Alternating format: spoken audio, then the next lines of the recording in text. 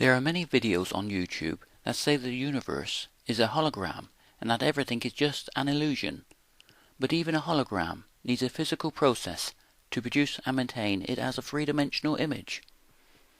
If our universe is a hologram, or uses the holographic principle in some way, then this process must be universal and woven into the fabric of space and time.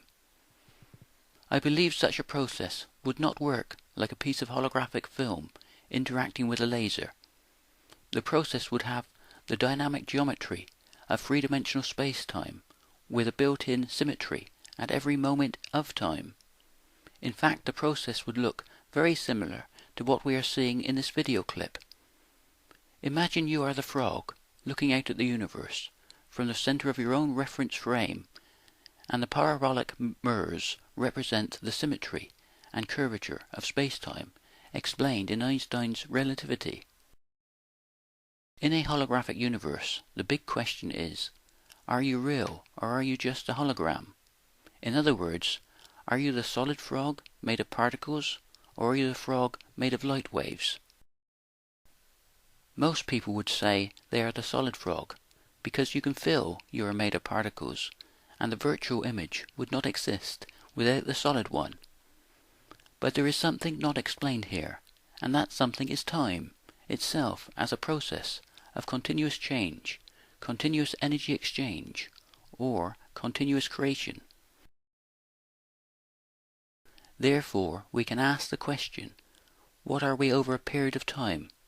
Let's say, what were we over the last 50 years? Were we particles or waves? In a new theory called quantum atom theory, an artist theory on the physics of time as a physical process, we are waves over a period of time, and particles only in the moment of now, within our own reference frame. In this theory, the physical process that forms the flow of time is the continuous inward absorption and outward emission of light. This gives us an objective understanding to quantum mechanics, with the quantum wave particle function, or probability function, representing the forward passage of time itself, with the future unfolding, photon by photon. Therefore, Heisenberg's uncertainty principle, that is formed by the probability wave function, is the same uncertainty we have with any future event within our own reference frame that we can interact with, turning the possible into the actual. Because the photon is also the carrier of the electromagnetic force, in this theory, electrical activity in the brain is the most advanced part of this universal process, with the electrical potential of consciousness always being in the moment of now, within its own reference frame, looking out at creation. There are many videos on YouTube that explain this theory in far greater detail.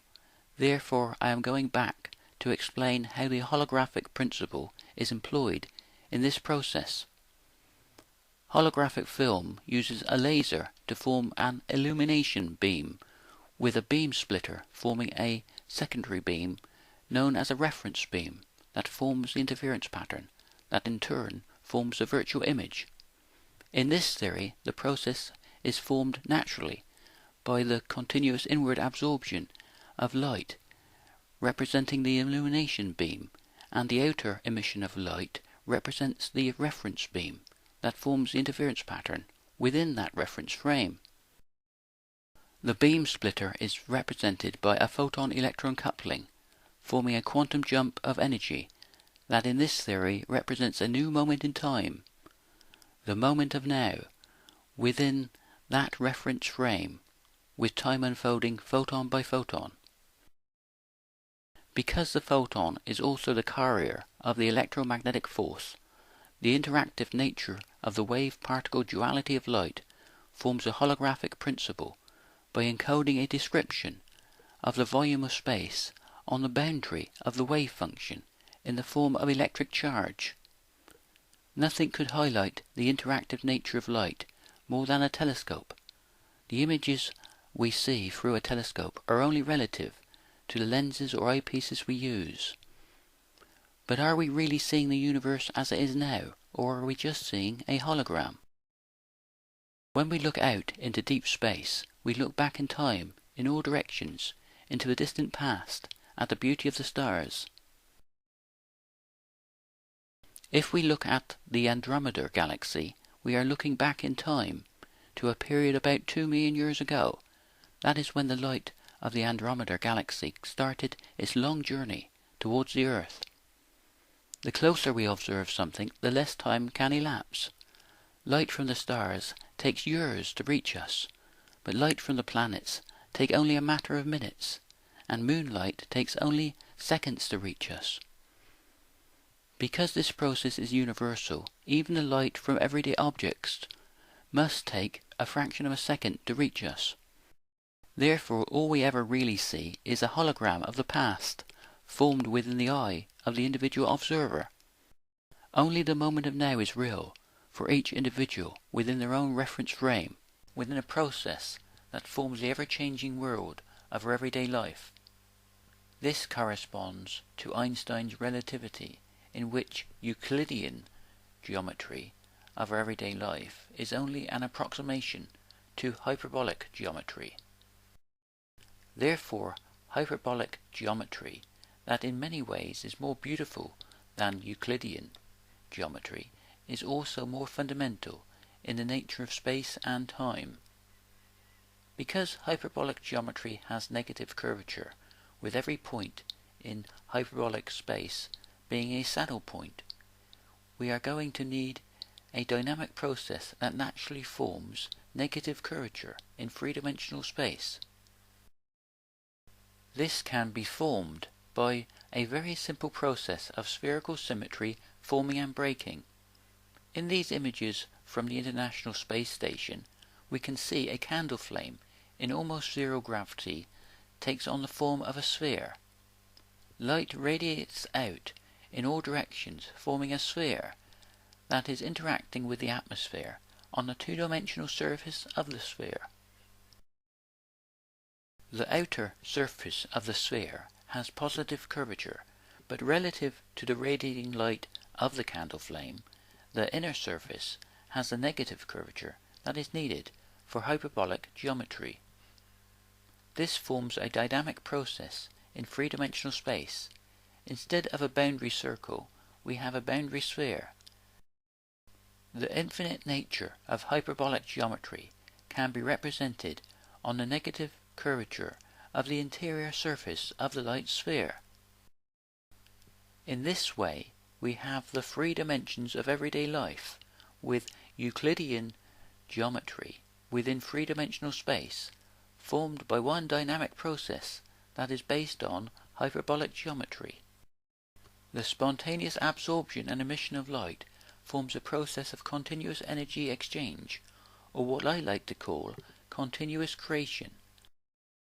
This will be relative to the flow of electric charge, with the future coming into existence light photon by light photon, with each new photon-electron coupling or dipole moment. This can give us an objective understanding to hyperbolic geometry, with the negative curvature of the inner surface of the sphere and the positive curvature of the outer surface representing the different aspects of positive and negative electric charge. Also in hyperbolic geometry, lines are always at right angles when they come in contact with the inner surface of the sphere, just as electromagnetic field lines are always at right angles to each other. In this theory, this is because they represent part of the same process, with the light photon of quantum mechanics being the carrier for the electromagnetic fields. Because electric charge is an innate part of matter, this forms an interactive process with the movement of electromagnetic fields relative to the activity of the atoms. This corresponds to an artist's theory on the physics of time as a physical process. The mathematics of this theory is easy to understand because it represents the dynamic geometry of a physical process. In this diagram, we see the complex plane representing the arrow of time. In this theory, time is an emergent property with the future coming into existence, light photon by light photon, with each new photon-electron coupling or dipole moment. The zero in the center of the diagram represents the moment of now for each observer or life form within their own reference frame, with the uncertainty of everyday life represented mathematically by Heisenberg's uncertainty principle. Photon oscillations or vibrations are represented by transformations upon the complex plane, sending each point to a corresponding point. This continuous transformation represents the continuum of time. Lines on the plane either remain lines or transform to circles, but right angles always stay true. In this theory, the right angles remain the same because the mathematics represents the movement of electromagnetic fields, and electromagnetic fields are always at right angles to each other. This represents the spontaneous absorption and emission of light, photon energy, with the movement of positive and negative electric charge, forming the continuous changing world of our everyday life that we measure as a process over a period of time. But this diagram could never give us a complete understanding of the nature of time, because it is not in 3 dimensions. The 3 dimensions of our everyday life is represented mathematically by placing the rimmed sphere above the complex plane. A light at the top shines through the circle surface, illuminating the plane. As the sphere moves, the points on the plane follow. An observer who accelerates will see the patterns of constellations, as seen in the night sky near Earth, continuously transform relative to his acceleration, according to transformations upon the complex plane. This is because each object or observer is forming their own future relative to their own energy and momentum. Therefore, each individual observer can look back in time in all directions from the center of their own reference frame at the beauty of the stars. This gives us an objective understanding to imaginary numbers that are found at right angles to the standard number line on the complex plane. In this theory, the imaginary numbers represent part of the geometry of a dynamic process that forms the 3 dimensions of space and the continuum of time, or arrow of time. In this diagram, we have the standard number line, with positive numbers increasing in magnitude to the right, and negative numbers increasing in magnitude to the left. In this theory, the positive numbers represent the future, and the negative numbers represent the past, with the 0 in the center representing the moment of now within that reference frame. This is a process of continuous energy exchange, or what I like to call continuous creation, formed by the spontaneous absorption and emission of light waves. In this theory, the imaginary numbers are at right angles to the standard number line because electric fields are always at right angles to magnetic fields in a process of permanent flux, forming the continuously changing world of our everyday life. The light photon of quantum mechanics is the carrier of the electromagnetic force that forms a movement of positive and negative charge with the flow of electromagnetic fields. We see and feel this process of continuous change as the flow of time. In this theory, time is an emergent property, with the future continuously coming into existence, light photon by light photon, with each new photon-electron coupling or dipole moment. This is a non-linear theory of time, with an arrow of time or a timeline from the past into the future for each object or individual within their own reference frame. I believe this is what we are seeing when we see an artist at work. We are seeing new light photon oscillations or vibrations continuously coming into existence relative to the actions of the artist, a continuous flow of cause and effect. We have free will because the wave-particle duality of light is acting like the bits or zeros and ones of a computer. This forms an interactive process, continuously forming a blank canvas that we can interact with, turning the possible into the actual. This theory explains a greater reality of one creative principle behind the laws of physics, forming something like a sounding board of a musical instrument that resonates with the vibrations of one's own thoughts, efforts, and actions. Everything forms its own future space-time by slowing up the rate that time flows. This is called time dilation and is relative to our own energy and momentum. This can be seen mathematically because multiplying by the imaginary number I forms a rotation in space and time, forming the curvature of space-time. This represents a process of spherical symmetry forming and breaking. When the spherical symmetry is broken, it forms spiral symmetry in the form of the Riemann surface rising up out of the complex plane, forming a spiral pattern.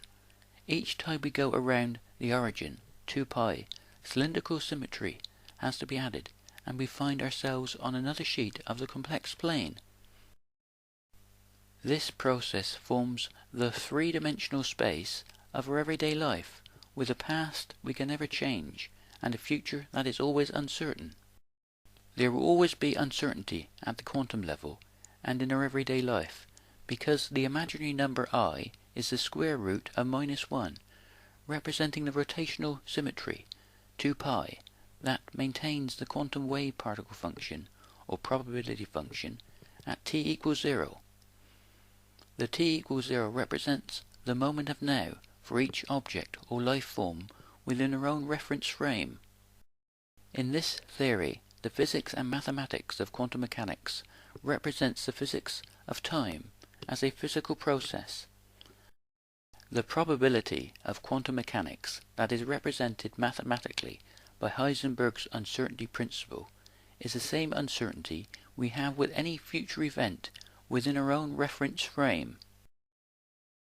We can only imagine what the future will be like, but in this theory it will be relative to our position and the energy and momentum of our own actions.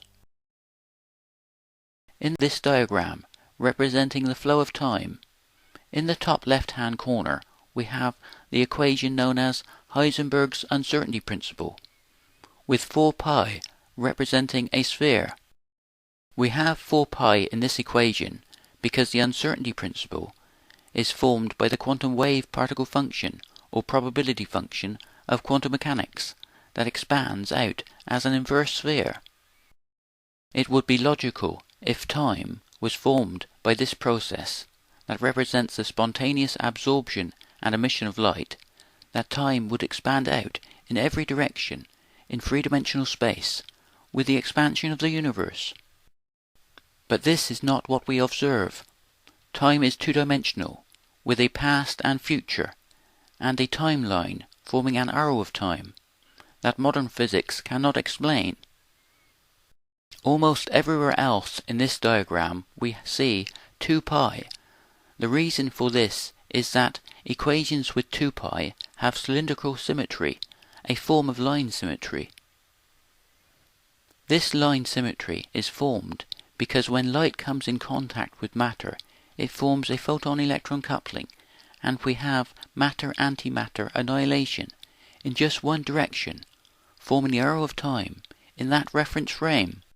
In the lower right-hand corner of the diagram, we have the Planck constant, h/2 pi, representing a constant of action in the dynamic process that forms the arrow of time. Also, we see Heisenberg's uncertainty principle reformulated with energy and time, with 2 pi representing the timeline, instead of 4 pi representing three-dimensional space. Note also that the oscillating wave represents harmonic motion, and that the equation representing the movement of the pendulum is typical of equations representing the movement of objects, with 2 pi representing a universal process of spherical symmetry forming and breaking that we see and feel as the flow of time.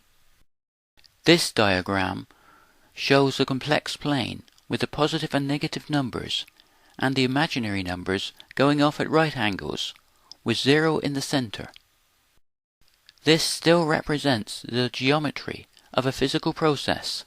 The 0 represents 0 time, or t equals 0, the moment of now, formed by light interacting with matter, with the positive numbers marching off, forming a potential future with a square of probability, and the negative numbers receding towards a limitless past, representing the positive and negative of electromagnetic waves. In the top left-hand corner, we have Maxwell's second law, with north and south magnetic poles cancelling out, equaling 0, within a sphere of uncertainty. This forms the continuous flow of electric charge, with the movement of electromagnetic fields. The electric fields will always be at right angles to the magnetic fields, because the momentum of light will always be at right angles to the surface of the sphere. This is represented on the diagram by the imaginary numbers being at right angles to the real numbers. In Maxwell's theory of magnetic fields, any moving charged particle creates a magnetic moment. Because positive and negative charge is an innate part of matter that keeps cancelling out, this process is universal and continuous, forming a continuum of time, moment by moment. On the lower left-hand side of the diagram, we have Dirac's equation that also equals 0, representing 0 time, with matter-antimatter annihilation, forming the magnetic moment or dipole moment, with the future coming into existence, photon by photon, quanta by quanta. This magnetic moment is formed when light waves interact with matter to form a photon-electron coupling, and the electron is the most spherical object in the universe. This spherical symmetry, or organization, forms the low entropy that creates a possibility for the continuous increase in entropy, or disorganization, that we have in the second law of thermodynamics as time unfolds. As photon energy cascades down, it forms greater degrees of freedom for the increase in entropy or disorganization, forming the uncertainty of everyday life.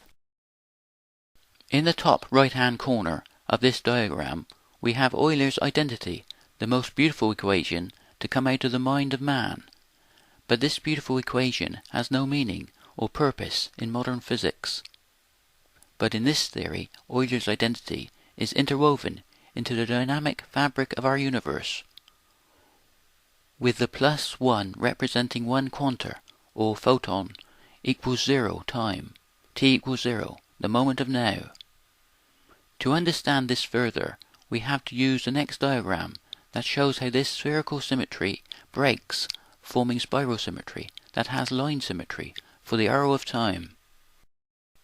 When the spherical symmetry is broken, it forms spiral symmetry in the form of the Riemann surface rising up out of the complex plane, forming a spiral pattern. Euler's identity is at the heart of this process. The easiest way of looking at this is that the only number you could add to the number 1 to get 0 is -1, and this forms a rotation that breaks the spherical symmetry. Also, in mathematics, the imaginary number I is the square root of -1. There is no objective understanding to this. You could say that this is just the way mathematics is. But in this theory, the imaginary number I is the square root of -1, because it is part of a physical process linked to the square of probability. There will always be uncertainty at the quantum level and in our everyday life, because the imaginary number I is the square root of -1, representing the rotational symmetry that maintains the probability function at t equals 0, the moment of now. It may seem at times that the theory is explaining the paradoxes of mathematics, rather than the mathematics explaining the theory. This is because human mathematics is based on the dynamic geometry of this theory. This can be seen in the way Euler's identity and imaginary numbers are part of the theory. At each rotation of the origin, 2 pi, cylindrical symmetry has to be added, and we find ourselves on another sheet of the complex plane. This spiral symmetry forms line symmetry, representing the timeline, or arrow of time. The entire spiral pattern is equivalent to a sphere, 4 pi, with a single minimum dynamic origin, formed by spherical symmetry. When the spherical symmetry is broken, it forms the imperfect spiral symmetry of life that is visible in nature. This is because if the quantum wave particle function, or probability function, is reformulated as a linear vector, then all the information I can find says that each new vector is formed by adding the 2 previous vectors together. This forms the Fibonacci sequence. In this theory, we have the Fibonacci numbers in nature, not because of economy of growth or space, but because time and space is being formed by the geometry and therefore the mathematics of this dynamic process. As can be seen on the diagram, we already have 0, representing the moment of now, time equals 0, with positive 1 and minus 1 representing the positive and negative of electromagnetic waves. Therefore, we even have the start of the Fibonacci sequence in the diagram. This is linked to Euler's identity, giving this beautiful equation a place in the structure of space and time. To explain how the probabilistic nature of quantum mechanics can represent the potential possibilities and opportunities of everyday life, we have to use the mathematics of the electromagnetic force that is based on the work of Michael Faraday. Because the light photon of quantum mechanics is also the carrier of the electromagnetic force, this can be seen as one universal physical process. In this diagram, instead of having 0 in the center of the diagram representing time equals 0, we have Q representing charge. Instead of having a number line representing the future, we have a test charge represented by a little q. The future is represented by potential energy in the form of voltage acting on a charge to move the charge from one point to another point. The voltage is the work done to bring a test charge, little q, from infinity all the way into a point that is a distance r away from the main charge q. This gives us a totally objective understanding to electromagnetism. We have to do work by putting energy into something to create the potential of our own future. Because this is a universal process, it must be the same for all electrical activity. Therefore, electrical activity in the brain can be seen as the most advanced part of this universal process. Therefore, conscious thought is always in the moment of now, with a continuous stream of thoughts and ideas that can comprehend this process as time, as an interactive process of continuous creation, with a potential future infinity of possibilities. By dumbing down consciousness to the level of electrical activity that is aware of its own electrical potential, we can place the individual observer in the center of his or her own reference frame as an active participant in the dynamics of our universe. Life will create its own ripples in the fabric of space-time as part of one universal process. This is true for the smallest creature as it is for the largest planet. Therefore, Newton's universal law of gravity is part of this process. In this theory, Newton's apple does not fall to the ground because of the downward force of gravity, but because of the upward momentum of electromagnetic radiation or light. Gravity is not a real force at all. It is a secondary force to the electromagnetic force. Objects just freefall towards the greatest energy because it has the slowest rate of time, or the greatest time dilation. I believe this can be seen in the mathematics, with both the gravitational force and the electromagnetic force having the inverse square law. We have the inverse square law because the surface area of the light sphere increases with the square of the radius. Thus the strength of the gravitational field is inversely proportional to the square of the distance from the source. There is no mysterious action at a distance. The gravitational field will work at the speed of light because it is an integral part of one universal process with the electromagnetic force. We have one universal process that begins with the quantum wave-particle function or probability function of quantum mechanics, expanding out as an inverse sphere, and ends with the inverse square law of gravity and Newton's third law of motion. To every action there is an equal and opposite reaction. Gravity is the opposite reaction to the atoms radiating quantized spherical wavefronts of electromagnetic radiation. So far in this video, this theory has been explained using the mathematics that we already have.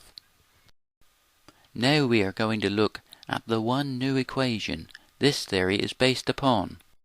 In this diagram, the Lorentz contraction of space and time is between the energy and mass. The greater the energy, the greater the time dilation, and the slower time will run. Mass will increase relative to this, and each reference frame can be seen as a vortex in space, formed by the rate that time flows. The C2 is light radiating out in all directions, forming a sphere of probability. It is a probability wave of a potential future event, and during the act of measurement, the magnitude squared, or C2, gives a probability for different potential future outcomes. The brackets represent the dynamic boundary condition of the reference frame. This is formed by the surface area of the sphere that forms a two-dimensional boundary condition. The infinity symbol represents the whole universe as an infinite number of dynamic reference frames that are continuously interacting, forming the uncertainty of everyday life. The universe is expanding in space and time, forming what Einstein called space-time. In this theory, this expansion can be seen not just as galaxies expanding away from each other, but also as future possibilities and opportunities relative to each individual. An observer can never get to the edge of the universe because he is creating his own space-time relative to its energy. It makes no difference what galaxy you observe from, because time and space are interlinked. The greater the time dilation, the greater the length contraction of space. In this way, an infinite universe fits within a finite sphere as long as the sphere is expanding continuously in space and time as an infinity of possibilities that can be represented mathematically as the square root of the continuous irrational number pi. This is because human mathematics in the beginning was based on the geometry of shapes that never change, like squares, triangles and circles. But the geometry of the universe is not static, like this. Therefore we have the irrational numbers, like pi, dropping out of our mathematics as a never-ending infinite series of numbers representing the infinite nature of our universe. This theory can explain the paradoxes of mathematical infinity. These infinities are formed because we have a process of continuous creation that we see and feel as time, that has the geometry of space-time. A mathematician will interact with this universal process just like any other object, continuously forming his or her own space-time geometry. Therefore it is only logical that he or she will be able to divide that geometry into an infinite number of smaller parts as time unfolds. The universe is an interactive, dynamic, expanding continuum, and therefore we have the infinities of human mathematics. We are all active participants in the dynamics of our universe. Within such a theory, because the laws of physics are based on one universal process, the universe always seems to be fine-tuned, or in perfect balance. It can never expand into nothingness, or undergo a big crunch, collapsing in on itself, because gravity is a secondary force to the electromagnetic force. And therefore everything is connected by one universal process that forms the laws of physics. Even an individual rose will form its own future within the geometry and symmetry of this process. Thanks for watching. Please subscribe and rate. It will help the promotion of this theory.